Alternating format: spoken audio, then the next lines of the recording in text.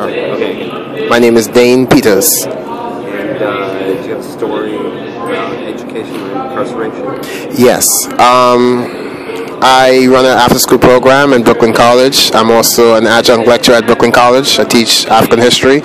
My after-school program, I have a number of students who are at risk. Some of them involving gangs, and a lot of it has to do with the lack of after-school programs, so funding for after-school programs like my organization.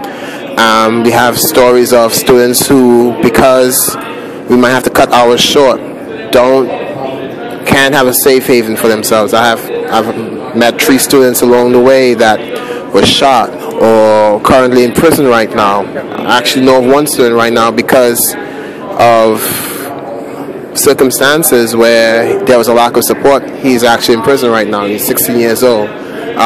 Even in college, I've met students who have had checkered passes that has made them that has excluded them from the process of, just being selected for financial aid and whatnot, and they felt that they've paid their debt to society and they can be reintroduced into society, the stigma attached, and a lot of it has racial undertones to it, and so it's a bit unfair, so I try my best, along with a number of people in my organization, a number of organizations who try their best to keep these kids off the street, make them make the right decisions and everything.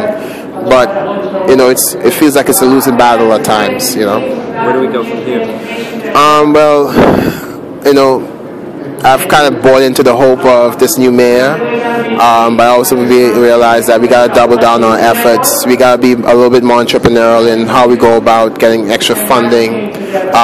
But it's also private sector needs to invest a lot more in the youth. Not just that will benefit them, but overall just benefit the youth and make sure that they'll be a credit to society. If that means increasing funding for after-school programs, so be it. Because as it stands,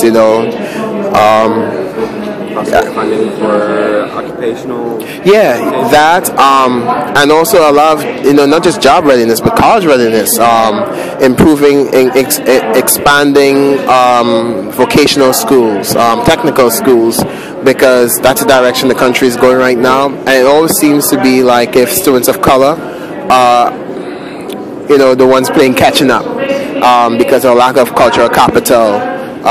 For that reason, they always come into the party late, and so for that, that's what I'm hopeful of. So, at what age do you think we should start?